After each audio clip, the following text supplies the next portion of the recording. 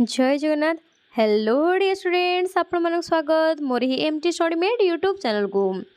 आमे माने आलोचना करुछंती अष्टम श्रेणी सोशल साइंस विषय चैप्टर 1 को। पिला माने एही विषय पार्ट 1 को अपलोड करा जाईछि। जदि आपण माने देखि नाहंती तेबे चैनल रो प्लेलिस्ट को जांकि आपण देखि परिबे, नचेत डिस्क्रिप्शन लिंक दिया जिवो, आपण माने देखि परिबे। आज आमे आलोचना करिबा प्राकृतिक संबल गुड़िकर बंटन एवं एहार प्रभाव विषय रे। प्राकृतिक संबल गुड़िक पृथ्वीर विभिन्न प्रांत रे किंबा कौनसी देश भितरे समान भाव में बंटन होई नाही। हाँ पिला माने सत कथा, कारण केउठारे अधिक सुना रूपा मिलुछि तो केउठारे कम मिलुछि, किंबा केउठारे कोयला रहिलानी तो केउठारे पेट्रोलियम रहिलानी। तो आमे माने जानी पारुथिबा संबल गुड़िक किपरि पृथ्वी सारा असमान बंटन हेउछि। एही असमान बंटन मानव बसती, वाणिज्यर प्रकार भेद, आंतर्जातीय संपर्क और संघर्ष को रूप दे थाए। एही प्राकृतिक संबल उपरे अधिकार साब्यस्त करिबा पई अतीत रे अनेक युद्ध होईछि, एबे मध्य अनेक युद्ध जारी रहिछि। हाँ पिला माने आमर यही संबल पाई, ये धन संपत्ति पाई अनेक युद्ध थिला एवं मध्य हेउछि। काहेकि ना आम भारत रे देखिबा जदि बहुत धन संपत्ति थिला, इंग्रेज माने आसिले, डच माने आसिले, एमिति अनेक राजा महाराजा माने मध्य आसिके आक्रमण करथिले। वर्तमान मध्य युद्ध हेउछि, आमे देखि पारथबा इराक ईरान भितर युद्ध हेउछि, तो कहा पई होछि? एही संबल पई होछि, एही धन संपत्ति पई होछि। एठारे आमे गोटे भारत मानचित्र देखि पारुथिबा, अनेक गुडे खनिज संपद किपरि विभिन्न जगारे रहिछि ताहाकु दर्शा जाइछि। डाहाण पार्श्वरे एक बॉक्स अछि, कला रंगरे गोलटे अछि जहाकि कोयला को सूचौछि। त्रिभुज आकार येलो कलर देखाउछि, ताहा होछि हमर तेल को देखौछि बा दर्शौछि। ए चिन्हटा वर्गचित्र गोलापी कलर जोटा सेटा आयरन ओर बा लौह खनिज जोटा ताहाकु दर्शौछि। आउ डायमंड शेप रो ऑरेंज कलर रे बॉक्साइट को दर्शौछि। तो वर्तमान देखिबा केउठारे हमर कोयला अछि, तो तालचेर लिखाइछि। पिला माने एठी तालचेर जोटा हमर ओडिसा रे अछि, तापरे हमर झरिया, बोकरा, रानीगंज, कोरबा एडा होछि कोन कोयला रहिछि। एडा सब झारखंड रहिछि। सेमिति हमर ऑयल अछि, ट्रायंगल चिन्ह कोठी कोठी मुंबई हाई, अंकलेश्वर, कोलोल, एई सब जगह रे हमर तेल रहिछि। सेमिति हमर आयरन ओर कोठी अछि, हमर अछि रत्नगिरी, टुमकुर, बल्लारी, एपटे रहिला हमर चंद्रपुर, दुर्ग, एपरि विभिन्न जगह रे आयरन ओर अछि। तार बॉक्साइट कोठी अछि, हमर ओडिसा रे कोरापुट रे अछि। एपटे हमर रहिला अमरकंटक जोटा कि छत्तीसगढ़, बिलासपुर, एइठारे हमर बॉक्साइट सब रहिछि। प्राकृतिक संबल मिलुथिबा स्थान रे स्थापित शिल्पानुष्ठान गुड़िक स्थानीय लोकमानंक पई नियुक्तिर सुजोग सृष्टि करे। हाँ, कारण जेउठारे शिल्प अनुष्ठान रहिला, प्लांट रहिला, सेठाकार लोक माने कोडी कि जिवे काम करिया पई, से शिल्प को जिवे। एगुड़िकर चतुर्पार्श्वर सहर गढ़ी उठिथे, जहाँकि अन्य मानक पई आर्थिक सुजोग सृष्टि करे। आधुनिक सुविधा सुजोग द्वारा जीवनशैली उन्नत होइथाए। स्वल्पकालीन हेउ बा दीर्घकालीन हेउ उन्नत जीवनशैली खर्च बहुल होइथाए। तो कौन कुहागला एठारे ना, जेउठारे शिल्प रहिछि सेठारे सहर बजार गढ़ी उठिबो निहाती भाबरे। काहेकि ना सेठारे लोक माने बसति स्थापन करिवे, सेथिपाई सहर बजार गढ़ी उठिबो। विद्यालय रहिबो, काहेकि ना तांकर सबु पिला छुआ पाठ पढ़िबे। एहीपरि भाबरे सेही जागा कोन हबो आधुनिककरण होई उठिबो। एहीपरि विकास निमंते पृथ्वीर संबल समृद्ध अंचल मध्य लोकमाने विस्थापित हेबार अनेक उदाहरण रहिछि। तो बेले बेले कोन हुए ना, जेउठारे शिल्प गठन करा जाए, जेउठारे शिल्प जणे प्रतिष्ठा करिबो, सेठारे जो आंचलिक अधिवासी माने रहंती तांकु विस्थापन करा जाए। से जागारू आ गोटे जागु पठा जाय थाए। କେତେକ କ୍ଷେତ୍ରରେ ବିସ୍ଥାପିତମାନଙ୍କ ପବିତ୍ର ବାସଭୂମି ସଙ୍କଟାପନ୍ନ ଅବସ୍ଥାରେ ରହିଛି ଓ ଏଥିପାଇଁ ଅନେକ ଦ୍ୱନ୍ଦ୍ୱ ସୃଷ୍ଟି ହୋଇଛି। ତ ଯେଉଁ ଲୋକମାନେ ବିସ୍ଥାପିତ ହୋଇଯାଇଛନ୍ତି ତାଙ୍କର ଭୂମି ତାଙ୍କର ବାସସ୍ଥାନ ବିଭିନ୍ନ ପ୍ରକାର ସଙ୍କଟାପନ୍ନରେ ଅଛି ଏବଂ ଏହା ସହିତ ସେମାନେ ମଧ୍ୟ ବିଭିନ୍ନ ପ୍ରକାର ସମସ୍ୟାର ସମ୍ମୁଖୀନ ହେଉଛନ୍ତି। କିନ୍ତୁ ଶିଳ୍ପାୟନ ତଥା ମାନବ ଜ୍ଞାନ ଦକ୍ଷତାର ସମନ୍ୱୟ ଯୋଗୁଁ ଅତି ଉଚ୍ଚମାନର ଉତ୍ପାଦନମାନ ସୃଷ୍ଟି ହେଉଛି। ତଥାପି ଆମର ଯେଉଁ ଶିଳ୍ପ ରହିଲା ପ୍ଲାଣ୍ଟ ସବୁ ରହିଲା ବିଭିନ୍ନ ପ୍ରକାର ଅତି ଉଚ୍ଚମାନର ଜିନିଷ ସବୁ ଉତ୍ପାଦନ କରାଯାଉଛି। ଉଡ୍ ଷ୍ଟିଲ୍ ଭଳି ଉଚ୍ଚମାନର ଇସ୍ପାତ ଏହାର ଏକ ଉଦାହରଣ। ଏହା ବ୍ୟତୀତ ପ୍ରାକୃତିକ ସମ୍ବଳର ଭୌଗୋଳିକ ସ୍ଥିତି ଉପରେ ନିର୍ଭର କରି ଜାତୀୟ ଓ ଆନ୍ତର୍ଜାତୀୟ ବାଣିଜ୍ୟ ପ୍ରଭାବିତ ହୋଇଥାଏ। ଆମେ ଜାଣୁ ଯେ ଭାରତରେ ବୃହତ୍ ସାମ୍ରାଜ୍ୟର ବିକାଶକୁ ଅତୀତରେ ବାଣିଜ୍ୟ ହିଁ ଇନ୍ଧନ ଯୋଗାଇଥିଲା। ତ କ'ଣ କୁହାଗଲା ଏଠାରେ ନା ଯେଉଁଠାରେ ଶିଳ୍ପ ଅଛି ସମ୍ବଳ ରହିଛି ତ ସେହି ଦେଶ ଅଧିକ ଉନ୍ନତ। ତ ଆମର ଭାରତ ମଧ୍ୟ ଆବହମାନ କାଳରୁ କ'ଣ ଧନୀ ଥିଲା କାହିଁକି ନା ଆମ ଭାରତରେ ଅନେକ ପ୍ରକାର ଖଣିଜ ସମ୍ପଦ ରହିଛି। ପ୍ରକୃତି ରାଜନୀତି ସୀମାକୁ ଧ୍ୟାନ ଦିଏ ନାହିଁ। ସିଏ ସବୁଆଡ଼େ କାୟ ବିସ୍ତାର କରିଥାଏ। ସେ ଭାବିବନି କି ଏଇଟା ମୋ ରାଜ୍ୟ ଏଇଟା ତା ରାଜ୍ୟ। ଏଥିପାଇଁ ବିଭିନ୍ନ ଦେଶ ଓ ରାଜ୍ୟ ମଧ୍ୟରେ ପ୍ରାକୃତିକ ସମ୍ବଳ ଅଂଶୀଦାରୀ ପାଇଁ ଉତ୍ତେଜନା ସୃଷ୍ଟି ହୋଇଥାଏ।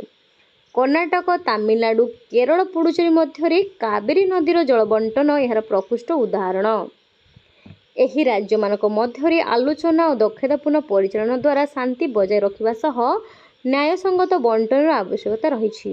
ଏହା ନିଶ୍ଚିତ ଯେ ପଡ଼ୋଶୀ ଦେଶମାନଙ୍କ ମଧ୍ୟରେ ଏହିଭଳି ଚୁକ୍ତି ନାମରେ ପହଞ୍ଚିବା ଏତେ ସହଜସାଧ୍ୟ ବେପାର ନୁହେଁ। ଏଠାରେ ଆମେ ଗୋଟିଏ ଚିତ୍ର ଦେଖିପାରୁଛନ୍ତି। ଏହା କେଉଁ ନଦୀ? କାବେରୀ ନଦୀ। ଏହା କେଉଁ ରାଜ୍ୟମାନଙ୍କ ସହିତ ଝଗଡ଼ା ହେଉଛି ନା କର୍ଣ୍ଣାଟକ ତାମିଲନାଡୁ କେରଳ ଏହି ରାଜ୍ୟମାନେ ଏହି ନଦୀ ପାଇଁ ଝଗଡ଼ା ଝାଣ୍ଟି ହେଉଛନ୍ତି। ତ ସେହିପରି ଆମ ଓଡ଼ିଶା ମଧ୍ୟ ମହାନଦୀକୁ ନେଇକି ଜଳ ବିବାଦ ଚାଲିଛି କାହା ସହିତ? ଛତିଶଗଡ଼ ସହିତ। ତ ପିଲାମାନେ ଏହା ଗୋଟେ ବଡ଼ ଜଟିଳ ଜିନିଷ। ସେଥିପାଇଁ ଆମେ ଏହାକୁ ଶାନ୍ତି ଭାବରେ ନିୟମ ଅନୁସାରେ କିପରି ସମାଧାନ କରିପାରିବା ସେଥିପାଇଁ ଧ୍ୟାନ ଦେବା ଉଚିତ। ପ୍ରାକୃତିକ ସମ୍ବଳର ବିଲକ୍ଷଣ। ବର୍ତ୍ତମାନ ଆମେ କ'ଣ ପଢ଼ିବା? ପ୍ରାକୃତିକ ସମ୍ବଳର ବିଲକ୍ଷଣ। ପ୍ରାକୃତିକ ସମ୍ବଳର ପ୍ରାଚୁର୍ଯ୍ୟ ଅର୍ଥନୈତିକ ସମୃଦ୍ଧିକୁ ସୁନିଶ୍ଚିତ କରିନଥାଏ। କେତେକ ଅଞ୍ଚଳ ପ୍ରାକୃତିକ ସମ୍ବଳରେ ସମୃଦ୍ଧ ଥିବା ସତ୍ତ୍ୱେ ସେଠାରେ ଆର୍ଥିକ ଅଭିବୃଦ୍ଧି ଓ ବିକାଶ ଧାରା ମନ୍ଥର ହୋଇଥାଏ। ତ କିଛି କିଛି ଦେଶ ଅଛି ସେହି ଦେଶମାନଙ୍କରେ ପ୍ରଚୁର୍ଯ୍ୟ ପ୍ରାକୃତିକ ସମ୍ପଦ ରହିଛି ସମ୍ବଳ ରହିଛି କିନ୍ତୁ ତଥାପି ସେହି ଦେଶଗୁଡ଼ିକ ଗରିବ କିମ୍ବା ଆମର କ'ଣ ଡେଭଲପିଂରେ ଅଛନ୍ତି।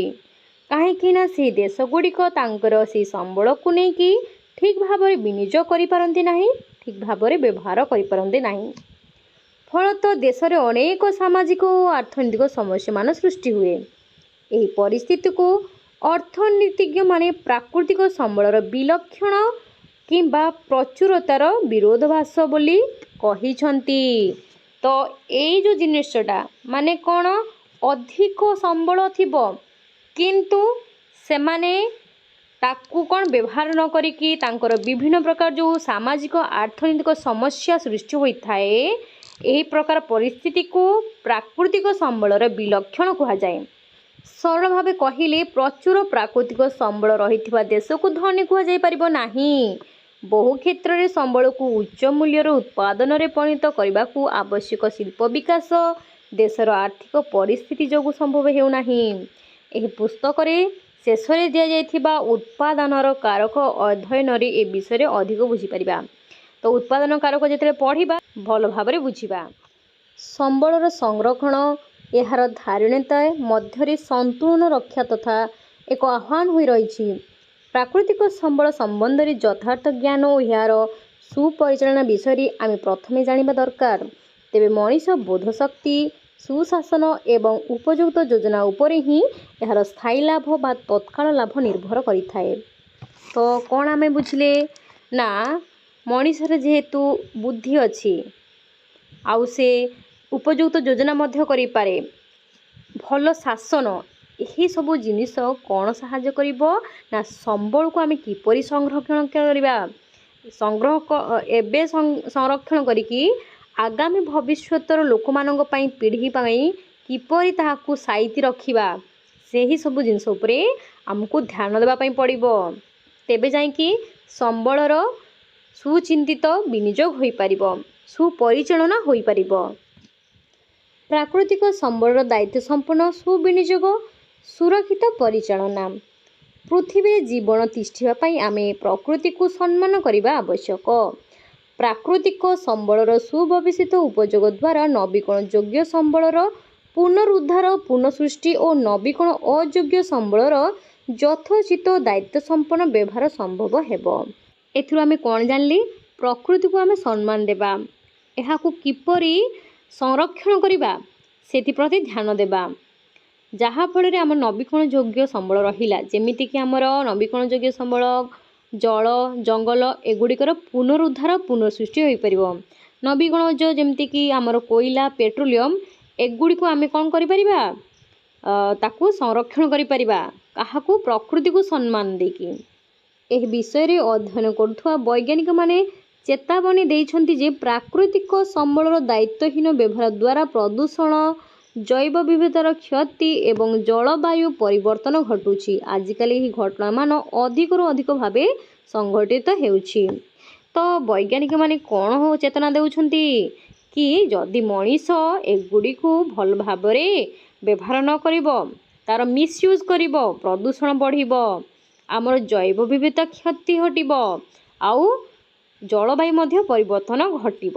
ବର୍ତ୍ତମାନ ଆମେ ଦେଖିପାରୁଛନ୍ତି ଖରାଦିନ ଆମର କ'ଣ ହେଉଛି? ଅଧିକ ଖରା ହେଉଛି, ବେଳେବେଳେ ଶୀତ ଦିନ ମଧ୍ୟ ବର୍ଷା ହେଉଛି, ବର୍ଷା ଦିନ ମଧ୍ୟ ଜୋରେ ଖରା ହେଉଛି। କାହିଁକି ହେଉଛି?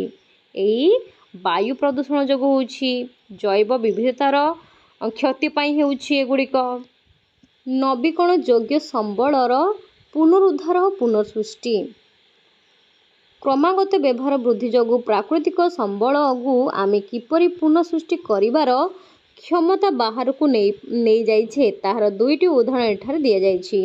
ଆମ ଦେଶର ଅନେକ ଚାଷୀ ଜଳସେଚନ ଉଦ୍ଦେଶ୍ୟରେ ଭୂତଳ ଜଳ ଉତ୍ତୋଳନ କରନ୍ତି। ଅନେକ ରାଜ୍ୟରେ ଅଧିକ ପରିମାଣରେ ଉତ୍ତୋଳନ ହେବା କାରଣରୁ ଭୂତଳ ଜଳସ୍ତର ପୁନଃଭରଣ ତୁଳନାରେ ଅଧିକ ନିମ୍ନଗାମୀ ହେଉଛି। ସମୟାନୁକ୍ରମେ ଭୂତଳ ଜଳର ଅଭାବ ବୃଦ୍ଧି ପାଇବାରେ ଲାଗିଛି ଏବଂ ଏହାର ଉପଲବ୍ଧତା ହ୍ରାସ ଯୋଗୁଁ ଜଳ ଉତ୍ତୋଳନ ବ୍ୟୟବହୁଳ ହେଉଛି। ପୂର୍ବାନୁମାନ କରାଯାଉଛି ଯେ ଆମର ବର୍ଦ୍ଧିଷ୍ଣୁ ସହରଗୁଡ଼ିକରେ ଭୂତଳ ଜଳ ଶୀଘ୍ର ଶେଷ ହୋଇଯିବ। ସୁତରାଂ ଭୂତଳ ଜଳସ୍ତର ବୃଦ୍ଧି ନିମନ୍ତେ ଅନେକ ପ୍ରତିକାରମୂଳକ ପଦକ୍ଷେପ ଆରମ୍ଭ କରାଯାଇଛି। ଏଥିପାଇଁ ଜଳ ଅମଳର ବିଭିନ୍ନ ପାରମ୍ପରିକ ପଦ୍ଧତି, ପୋଖରୀ, ବିଭିନ୍ନ ଜଳାଶୟଗୁଡ଼ିକ ପୁନରୁଦ୍ଧାର, ପାଣିର ଅପଚୟ ହ୍ରାସ, ପ୍ରକ୍ରିୟାକରଣ ଏବଂ ପୁନର୍ବ୍ୟବହାର ଭଳି କିଛି ରଣନୀତି ଗ୍ରହଣ କରାଯାଉଛି। ଏଥିରୁ ଆମେ କ'ଣ ଜାଣିଲେ? କ୍ରମାଗତ ଭାବରେ କୌଣସି ଏକ ସମ୍ବଳକୁ ଯଦି ଅଧିକ ବ୍ୟବହାର କରାଯାଏ, ଏହା କିପରି ବ୍ୟାଘାତ ସୃଷ୍ଟି କରେ।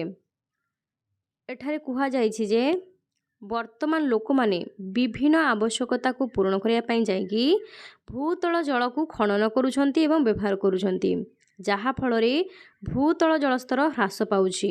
ତ ଏହା କେଉଁମାନେ ପ୍ରଭାବିତ ହେଉଛନ୍ତି? ସହରାଞ୍ଚଳ ଲୋକମାନେ ତଥା ଯେଉଁଠାରେ ଅଧିକ ଲୋକ ବାସ କରୁଛନ୍ତି ସେହି ଲୋକମାନଙ୍କୁ ବିଭିନ୍ନ ପ୍ରକାର ଅସୁବିଧାର ସମ୍ମୁଖୀନ ହେବା ପାଇଁ ପଡ଼ୁଛି। ଏବଂ ଯେତେବେଳେ ଭୂତଳ ଜଳକୁ ଖନନ କରାଯାଉଛି ତାହା ବ୍ୟୟବହୁଳ ହୋଇଯାଉଛି।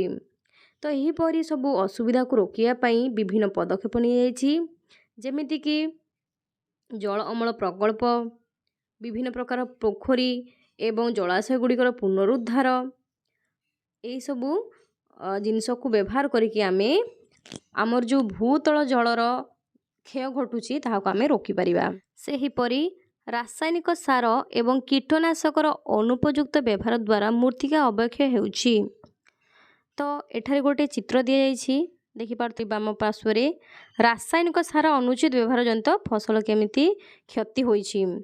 ତ ହଁ ପିଲାମାନେ, ଯଦି କୃଷକମାନେ ଅଧିକ କୀଟନାଶକ ସାର, ରାସାୟନିକ ସାର ଯଦି ବ୍ୟବହାର କରିବେ, ମୃତ୍ତିକା ତ ଯାହା କ୍ଷତି ପହଞ୍ଚିବ ତା ସହିତ ଫସଲ ମଧ୍ୟ କ'ଣ ବିଷାକ୍ତ ହେବ ଏବଂ ସେଇ ବିଷାକ୍ତ ଖାଦ୍ୟ ଖାଇକି ଆମର ବିଭିନ୍ନ ପ୍ରକାର କ୍ଷତି ହେବ। ପାରମ୍ପରିକ କୃଷି ପଦ୍ଧତି ମୂର୍ତ୍ତିକାକୁ ପୃଥିବୀ ମାର ଅଂଶ ବୋଲି ବିବେଚନା କରାଯାଉଥିଲା। ସେ ସମୟରେ ଗୋବର ଓ ଅନ୍ୟାନ୍ୟ ପ୍ରାକୃତିକ ସାରର ବ୍ୟବହାର ମୂର୍ତ୍ତିକା ଆଚ୍ଛାଦନ ବହୁ ଫସଲ ଭିତ୍ତିକ କୃଷି ପଦ୍ଧତି ଅଭ୍ୟାସ ଗୁଡ଼ିକ ମୂର୍ତ୍ତିକା ପରିଚାଳନାକୁ ବ୍ୟବସ୍ଥିତ କରୁଥିଲା। ବର୍ତ୍ତମାନ ସମୟରେ ଆମକୁ ପୁନଶ୍ଚ ଏହି ପଦ୍ଧତି ଗୁଡ଼ିକରୁ ଶିଖିବାକୁ ହେବ ଏବଂ ପ୍ରୟୋଗ କରିବା ପାଇଁ ପଡ଼ିବ। ଏହାଦ୍ୱାରା ମୂର୍ତ୍ତିକାକୁ ପୁନଃ ଭରଣ ଓ ପୁନର୍ଜୀବିତ କରି ଅବକ୍ଷୟରୁ ରୋକାଯାଇପାରିବ। ତ ଆମେ ବର୍ତ୍ତମାନ କ'ଣ କରିବା ଉଚିତ କି ଜୈବ ଯେଉଁ ଚାଷ ଯେଉଁ କରାଯିବ ବା ଆମର ଯେଉଁ ରାସାୟନିକ ସାର କମାଇକି ଆମେ ଗୋବର ଖତ ଏହିସବୁକୁ ବ୍ୟବହାର କରିବା ଉଚିତ, ଯାହାଫଳରେ ମୂର୍ତ୍ତିକାକୁ ପୁନର୍ଜୀବିତ କରିପାରିବା ଏବଂ ପୁନର୍ଭରଣ ହୋଇପାରିବ ଓ ଭଲ ଫସଲ ମଧ୍ୟ ଆମେ ପାଇପାରିବା। ଭୂତଳ ଜଳର ଅତ୍ୟଧିକ ବ୍ୟବହାର, ଯାହାକୁ ଓଭର ଏକ୍ସପ୍ଲୋଇଟେସନ୍ କୁହାଯାଏ। ପଞ୍ଜାବର ଏକ ଘଟଣାକୁ ଆଲୋଚନା କରିବା।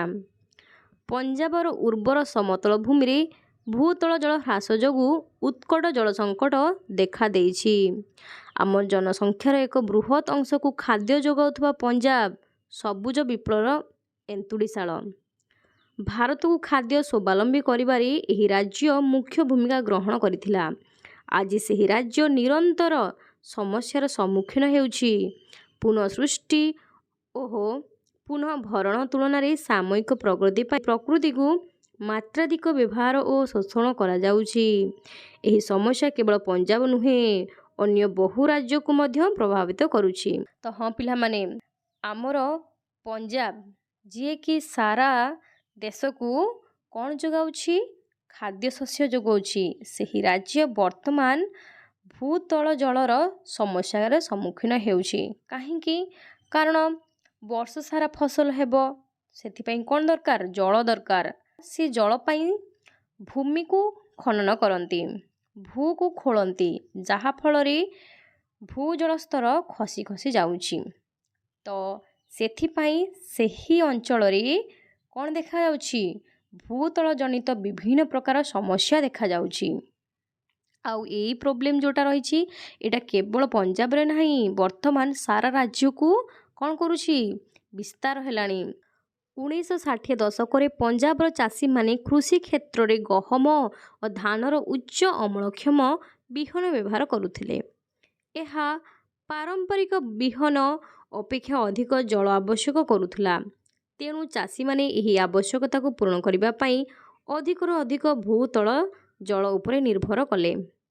ଏହା ସହିତ ମାଗଣା ବିଦ୍ୟୁତ୍ ଯୋଗାଣ ଭୂତଳ ଜଳର ଅତ୍ୟଧିକ ଉତ୍ତୋଳନକୁ ତ୍ୱରାନ୍ୱିତ କଲା। ଏହି ପ୍ରକାର ଆଧୁନିକ କୃଷି କୌଶଳ ପାଇଁ ଅଧିକରୁ ଅଧିକ କୀଟନାଶକ ଏବଂ ରାସାୟନିକ ସାରର ବ୍ୟବହାର ମଧ୍ୟ ହେଉଛି।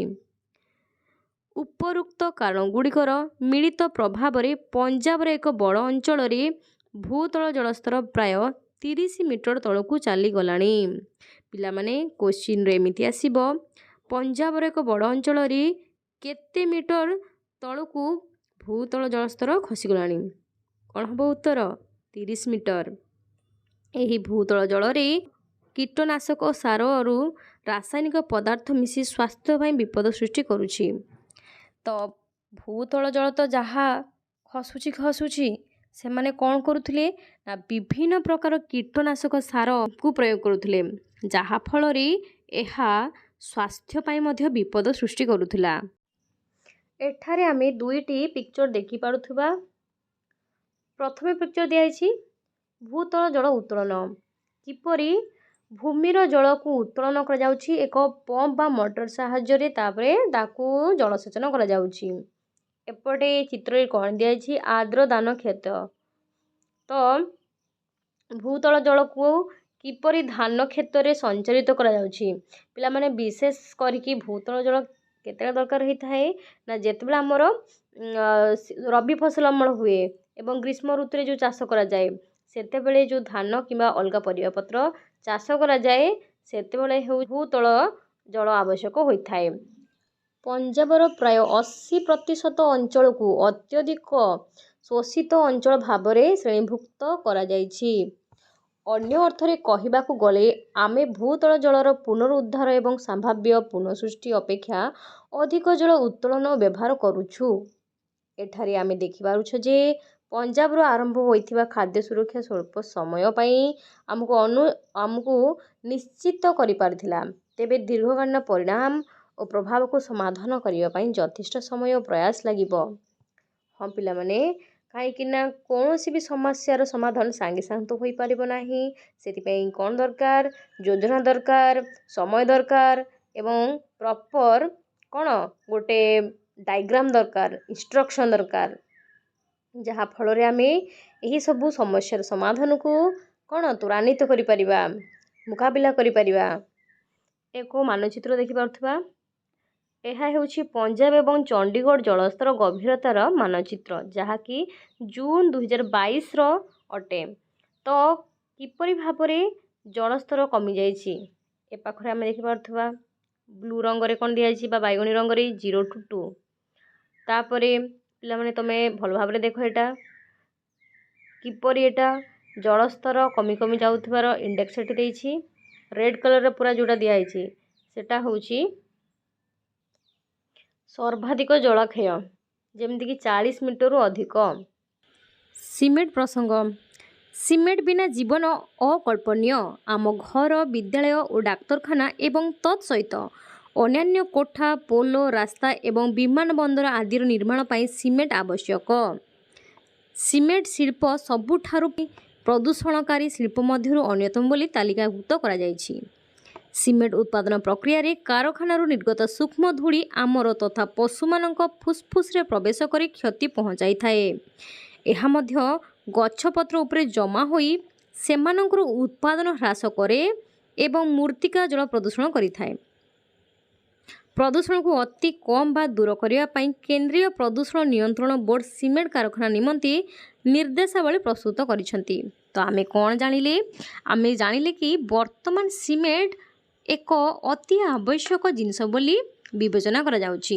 ଏହା ମଧ୍ୟ ସତ, କାହିଁକିନା ଘର ହେଉ, ଡାକ୍ତରଖାନା ହେଉ, ବିଦ୍ୟାଳୟ ହେଉ, ବିଭିନ୍ନ ବିଲ୍ଡିଂ ସବୁ ସିମେଣ୍ଟରେ ତିଆରି କରାଯାଉଛି ଏବଂ ଏହି ସିମେଣ୍ଟ ବର୍ତ୍ତମାନ ସମ୍ପୂର୍ଣ୍ଣ ପରିବେଶକୁ ପ୍ରଦୂଷଣ କରୁଛି, ମୃତ୍ତିକାକୁ ମଧ୍ୟ ପ୍ରଦୂଷଣ କରୁଛି। କିପରି ନା, ତାର ଯେଉଁ ସିମେଣ୍ଟରୁ ନିର୍ଗତ ସୂକ୍ଷ୍ମ ଧୂଳି ଗୁଡ଼ିକ ମଣିଷମାନେ ତ ଯାହା ଗ୍ରହଣ କରୁଛନ୍ତି, ପଶୁମାନଙ୍କର ଫୁସ୍ଫୁସ୍ରେ ପ୍ରବେଶ କରି ମଧ୍ୟ କ୍ଷତି ପହଞ୍ଚାଉଛି। ତ ଏହିପରି ଭାବରେ ବହୁତ କ୍ଷତି ପହଞ୍ଚାଉଛି ସିମେଣ୍ଟ। ସେଥିପାଇଁ କେନ୍ଦ୍ରୀୟ ପ୍ରଦୂଷଣ ନିୟନ୍ତ୍ରଣ ବୋର୍ଡ଼ ସିମେଣ୍ଟ କାରଖାନା ନିମନ୍ତେ ନିର୍ଦ୍ଦେଶାବଳୀ ଦେଇଛନ୍ତି। କ'ଣ ପାଇଁ? ନା ଆମର ପ୍ରଦୂଷଣକୁ କମାଇବା ପାଇଁ। ଏହା ବ୍ୟତୀତ ବିକଳ୍ପ ସାମଗ୍ରୀ ବ୍ୟବହାର ମାଧ୍ୟମରେ ପ୍ରଦୂଷଣ ହ୍ରାସ କରିବା ପାଇଁ ପଦକ୍ଷେପ ନିଆଯାଇଛି। ଏଥିରେ ପଥର, ମାଟି ବା କଦର୍ମ ପରି ପାରମ୍ପରିକ ସାମଗ୍ରୀ, ଉଦ୍ଭିଦ ଆଧାରିତ ନୂତନ ସାମଗ୍ରୀ ଏବଂ ବର୍ଜ୍ୟ ପ୍ଲାଷ୍ଟିକରୁ ସୃଷ୍ଟ ନୂତନ ସାମଗ୍ରୀର ବ୍ୟବହାର ଅନ୍ତର୍ଭୁକ୍ତ। ତ ସିମେଣ୍ଟକୁ ନ ବ୍ୟବହାର କରିକି ଆମେ ମାଟି କିମ୍ବା ଜୈବ ଜିନିଷ ଗୁଡ଼ା, ବାୟୋଡିଗ୍ରେଡେବଲ୍ ଜିନିଷ ଗୁଡ଼ାରେ ଆମେ ବିଲ୍ଡିଂସ୍ କି ଆଉ ଇମାରତ ସବୁ ତିଆରି କରିପାରିବା କିମ୍ବା ବର୍ଜ୍ୟବସ୍ତୁକୁ ନେଇକି ମଧ୍ୟ ତିଆରି କରିପାରିବା। ଏଠାରେ ଆମେ ଗୋଟେ ପିକ୍ଚର ଦେଖିପାରୁଛନ୍ତି। ତ ଏହା ହେଉଛି ରାଜସ୍ଥାନର ଜୈସାଲମେର ଦୁର୍ଗ। ଏହା ଏକ ଦ୍ୱାଦଶ ଶତାବ୍ଦୀର ମାଟିର ନିର୍ମାଣ ଏବଂ ପରେ ବାଲିପଥର ଦ୍ୱାରା ପୁନଃ ନିର୍ମାଣ କରାଯାଇଥିଲା। ପିଲାମାନେ ଭାବତ, ସେତେବେଳେ କାଳରେ ଏତେ ସୁନ୍ଦର ବିଶାଳକାୟ ଏକ ଦୁର୍ଗକୁ ଯଦି ମାଟି ଦ୍ୱାରା ନିର୍ମାଣ କରାଯାଇପାରୁଛି, ବର୍ତ୍ତମାନ କ'ଣ ନିର୍ମାଣ କରାଯାଇପାରିବ ନାହିଁ? ହଁ, ହେଇପାରିବ। ଯଦି ଆମେ ବର୍ତ୍ତମାନ ସିମେଣ୍ଟକୁ ନ ୟୁଜ୍ କରିକି ଆମେ ସବୁ ମାଟି କଦର୍ମକୁ ୟୁଜ୍ କରିବା, ତାହେଲେ ପରିବେଶ ମଧ୍ୟ ସୁସ୍ଥ ରହିବ କି ନାହିଁ? ନିହାତି ଭାବରେ। ଏବେ ପାରମ୍ପରିକ ଦ୍ରବ୍ୟ ଓ ପଦ୍ଧତି ଗୁଡ଼ିକୁ ଆଧୁନିକ ପ୍ରଯୁକ୍ତିବିଦ୍ୟା ସହିତ ମିଶାଇ କମ୍ ପ୍ରଦୂଷଣକାରୀ ଓ ଧାରଣୀୟ ସାମଗ୍ରୀ ସୃଷ୍ଟି କରାଯାଉଛି। ବହୁତ ବଢ଼ିଆ କଥା, କାହିଁକିନା ପ୍ରଦୂଷଣ ମଧ୍ୟ କମ୍ ହେବ ଏବଂ ଧାରଣୀୟ ବିକାଶ ମଧ୍ୟ ହୋଇପାରିବ। ଏହାଦ୍ୱାରା ସ୍ଥାନୀୟ ନିଯୁକ୍ତି ସୃଷ୍ଟି ହେବା ସହ ସେହି ସ୍ଥାନର ଜଳବାୟୁ ପ୍ରତି ଧ୍ୟାନ ଦିଆଯାଇପାରୁଛି। ଏହା ସହିତ କ'ଣ ହେଉଛି, ଆମର ସ୍ଥାନୀୟ ଲୋକମାନଙ୍କୁ ମଧ୍ୟ ନିଯୁକ୍ତି ମାନେ ରୋଜଗାରର ପନ୍ଥା ଯୋଗାଇ ଦେବା ସହିତ ପରିବେଶ ମଧ୍ୟ ପ୍ରଦୂଷଣ ମୁକ୍ତ ହୋଇପାରୁଛି। ସିକିମର ଏକ ଘଟଣାକୁ ଆମେ ଆଲୋଚନା କରିବା। ସିକିମରେ ପେମାଙ୍କ ପାରିବାରିକ କୃଷି ଫାର୍ମରେ ବ୍ୟୟବହୁଳ ରାସାୟନିକ ପଦାର୍ଥର ବ୍ୟବହାର ସତ୍ତ୍ୱେ ଅମଳ କ୍ରମଶଃ ହ୍ରାସ ପାଇଲା ଓ ଋଣଭାର ଯୋଗୁଁ ସେମାନେ ଚାପଗ୍ରସ୍ତ ହୋଇଥିଲେ। ରାଜ୍ୟ ସରକାର ସାରା ରାଜ୍ୟରେ ଜୈବିକ କୃଷିକୁ ପ୍ରୋତ୍ସାହିତ କରିବା ପାଇଁ ନୀତି ଘୋଷଣା କଲା ପରେ ପେମାଙ୍କ ପରିବାର ଏହି ପଦ୍ଧତିକୁ ଆପଣେଇବାକୁ ନିଷ୍ପତ୍ତି ନେଲେ। ପ୍ରଥମେ ଏହା ନୀତିକୁ ଆପଣେଇବା ପାଇଁ ତାଙ୍କ ପାଇଁ ଏତେଟା ସହଜ ନଥିଲା, କାରଣ ବର୍ଷ ଧରି ରାସାୟନିକ ପଦାର୍ଥର ବ୍ୟବହାର ଜନିତ ଅବକ୍ଷୟଗତ ମୂର୍ତ୍ତିକାର ପୁନରୁଦ୍ଧାର ଧୀରେ ଧୀରେ ହେଉଥିଲା। ଫଳତଃ ଅମଳ ଆଶାନୁରୂପ ହେଉନଥିଲା। କ'ଣ ଆମେ ଜାଣିଲେ? ପେମାଙ୍କ ଗୋଟେ ପରିବାର ଯିଏକି କୃଷି କାର୍ଯ୍ୟ କରୁଥିଲା। ପ୍ରଥମେ ସେମାନେ ରାସାୟନିକ ସାର ବ୍ୟବହାର କରୁଥିଲେ ଏବଂ ଅତ୍ୟଧିକ ରାସାୟନିକ ସାର ପ୍ରୟୋଗ ଫଳରେ ତାଙ୍କର ମୂର୍ତ୍ତିକା ପ୍ରଦୂଷଣ ଅଧିକ ହେବାରୁ ଭଲ ହେଲା ନାହିଁ। ତାପରେ ସରକାର ଯେତେବେଳେ ଜୈବିକ କୃଷିକୁ ପ୍ରୋତ୍ସାହନ କରିବା ପାଇଁ ବିଭିନ୍ନ ନୀତି ଘୋଷଣା କଲେ, ସେଥିପାଇଁ ସେମାନେ ଜୈବିକ କୃଷି ଚାଷ କରିବା ପାଇଁ ଇଚ୍ଛା ପ୍ରକାଶ କଲେ। ଯେହେତୁ ତାଙ୍କ ପାଖରେ ପଇସା ନଥିଲା, ତ ପ୍ରଥମେ ଏଇ ଯେଉଁ ଜୈବିକ କୃଷିରୁ ଭଲ ଲାଭ ହେଉନଥିଲା। ତାପରେ କ'ଣ ହେଇଥିବ ଦେଖିବା। ପେମାଙ୍କ ପରିବାର ଗୋବର ଖତ ଓ ନିମ, ରସୁଣ ଆଦିର ପ୍ରସ୍ତୁତ ପ୍ରାକୃତିକ କୀଟନାଶକ ବ୍ୟବହାର କରି ବର୍ଷ ସାରା ଅନେକ ପ୍ରକାରର ଫଳ ଚାଷ କଲେ। ପ୍ରାୟ 5 ବର୍ଷ ପରେ ପେମାଙ୍କ ଫାର୍ମ ପୁନଶ୍ଚ ଉତ୍ପାଦନକ୍ଷମ ହେଲା। ସେ ତାଙ୍କର ଅଳେଇଚ, ଅଦା ଏବଂ ପାରମ୍ପରିକ ପନିପରିବା ସଠିକ୍ ମୂଲ୍ୟରେ ବିକ୍ରି କରି ଲାଭବାନ ହେଲେ। 2016 ମସିହାରେ ସମସ୍ତ ଚାଷ ଜମି ସ୍ୱୀକୃତ ବା ପ୍ରାମାଣିକ ଭାବେ ଜୈବିକ କୃଷି ଅନ୍ତର୍ଗତ ହେବାରୁ ସିକିମ୍ 100% ଜୈବିକ କୃଷି ରାଜ୍ୟରେ ପରିଣତ ହେଲା। କେତେ ବଢ଼ିଆ କଥା ହେଲା କି ନାହିଁ? ସେମାନେ ଜୈବିକ ଉପାୟରେ ଚାଷ କଲେ ଏବଂ ସମ୍ପୂର୍ଣ୍ଣ ରାଜ୍ୟ ମଧ୍ୟ 2016 ମସିହାରେ କ'ଣ ପାଇଲା? ଆସାମର ସମ୍ପୂର୍ଣ୍ଣ ରାଜ୍ୟ ଜୈବିକ କୃଷି ଅନ୍ତର୍ଗତରେ ପରିଣତ ହେଲା। ତାହେଲେ ପିଲାମାନେ କ'ଣ ଲାଭ ହେଇଥିବ? ଏକରେ ପରିବେଶ ପ୍ରଦୂଷଣ କମ୍ ହେଇଥିବ, ମୂର୍ତ୍ତିକା ପ୍ରଦୂଷଣ କମ୍ ହେଇଥିବ ଏବଂ ତା ସହିତ ଭଲ ଫସଲ ମଧ୍ୟ ହେଇଥିବ ଏବଂ ସେହି ଫସଲ ଖାଇକି ଲୋକମାନେ ସୁସ୍ଥ ରହିଥିବେ କି ନାହିଁ? ଏହାର ପ୍ରଭାବରେ ସ୍ଥାନୀୟ ଜୈବ ବିବିଧତା ବୃଦ୍ଧି ପାଇଲା ଓ ଲାଭଦାୟକ କୀଟପତଙ୍ଗ ଏବଂ ପକ୍ଷୀ ପୁନଃ ଫେରି ଆସିଲେ। ଜୈବିକ କୃଷି ପଦ୍ଧତି ଦେଖି ପରିଦର୍ଶକମାନଙ୍କ ଆଗମନ ହେବା ସହିତ ପର୍ଯ୍ୟଟନ ବୃଦ୍ଧି ପାଇଲା ଏବଂ ଚାଷୀଙ୍କ ଆୟ ହାରାହାରି 20% ବୃଦ୍ଧି ଘଟିଥିଲା। ଆଜି ସିକିମ୍ ବିଶ୍ୱରେ ଏକ ଆଦର୍ଶ କୃଷି ରାଜ୍ୟରେ ମାନ୍ୟତା ପାଇଛି। ଏଥିରୁ ସ୍ପଷ୍ଟ ଯେ ଉଦ୍ୟମ ଦ୍ୱାରା ବିଭିନ୍ନ ଅଞ୍ଚଳରେ ସ୍ଥାୟୀ କୃଷି ପଦ୍ଧତିକୁ ସଫଳତାର ସହ ଆପଣେଇ ହେବ ଏବଂ ଏଥିସହ ପାରିବେଶିକ ଓ ଆର୍ଥିକ ଉନ୍ନତି ହୋଇପାରିବ। ଏହା ସମ୍ପୂର୍ଣ୍ଣ ରୂପରେ ଠିକ୍ କଥା। ଯଦି ଆମେ ଜୈବିକ ଚାଷ କରିବା ତାହେଲେ ଆମର ପରିବେଶର ଭଲ ରହିବ, ଆମ ପଶୁପକ୍ଷୀମାନେ ବି ଭଲ ରହିବେ, ସମ୍ପୂର୍ଣ୍ଣ ରାଜ୍ୟ ଓ ଦେଶର ଉନ୍ନତି ହେବ। ସମ୍ବଳର ଦାୟିତ୍ୱପୂର୍ଣ୍ଣ ଓ ଯଥୋଚିତ ବ୍ୟବହାର। ଏହାର ଅର୍ଥ ସମ୍ବଳକୁ ଆମେ କିପରି ଦାୟିତ୍ୱର ସହିତ ସଠିକ୍ ଭାବରେ ବ୍ୟବହାର କରିବା, ଏହି ବିଷୟରେ ଆମେ ଆଲୋଚନା କରିବା। ନବୀକରଣ ଅଯୋଗ୍ୟ ସମ୍ବଳ କ୍ଷେତ୍ରରେ ଆମକୁ ଅଧିକ ସ୍ଥାୟୀ ବିକଳ୍ପ ସମ୍ବଳ ଖୋଜିବା ପର୍ଯ୍ୟନ୍ତ ଗଚ୍ଛିତ ସମ୍ବଳର ଦୀର୍ଘସ୍ଥାୟୀ ବ୍ୟବହାର ନିଶ୍ଚିତ କରିବା ପାଇଁ ପଡ଼ିବ। ଉଦାହରଣ ସ୍ୱରୂପ ଆମକୁ ଯଥାସମ୍ଭବ ଅଧିକରୁ ଅଧିକ ଚାହିଦା ପୂରଣ କରିବା ନିମନ୍ତେ ନବୀକରଣୀୟ ଶକ୍ତିର ଉତ୍ସ ଉପରେ ନିର୍ଭର କରିବା ପାଇଁ ପଡ଼ିବ।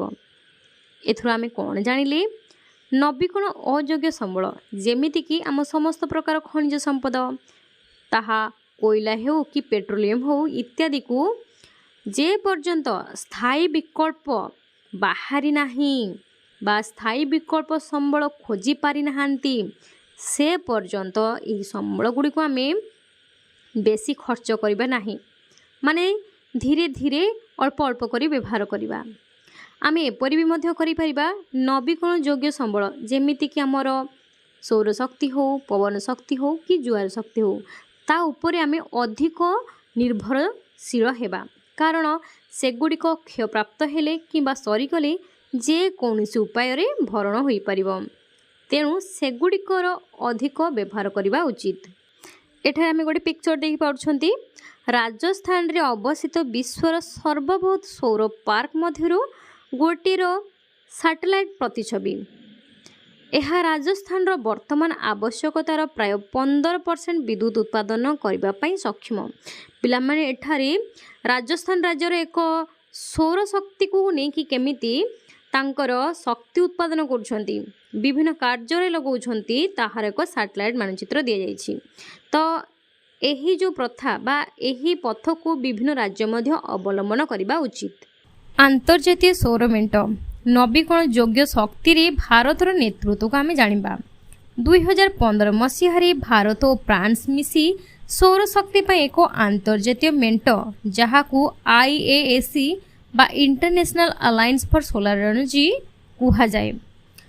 सौर रश्मि रे समृद्ध देशगुड़िकर सौर शक्ति व्यवहार पर प्रतिबद्धता यही मेंटर उद्देश्य थिला।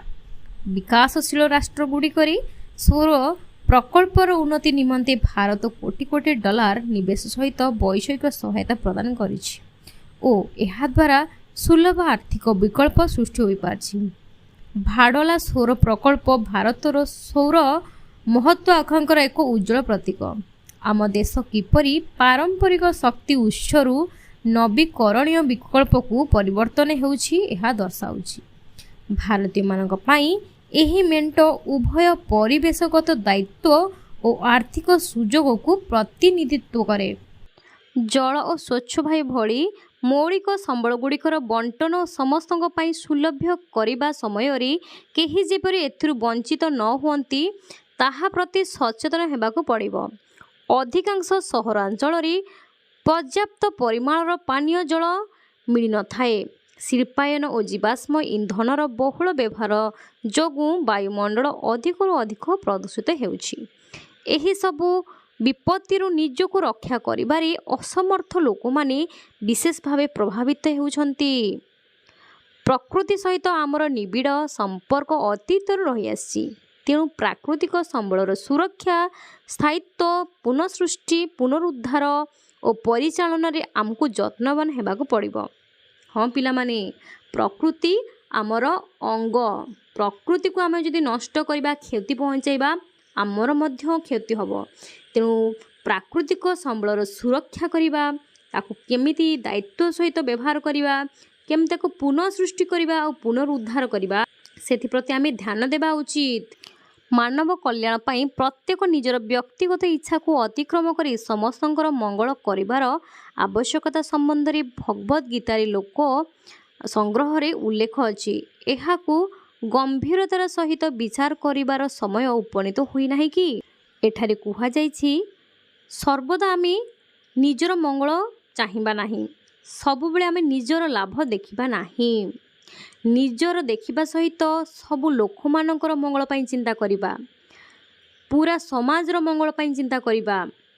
जेतेबेले आमे एपरि करिबा ताहाली आमर केवल उन्नति हेबो नाही सारा समाजर उन्नति हेबा सहित सारा देशर उन्नति हेबो। तेणु आमे सर्वदा समस्तन कथा भाबिबा उचित।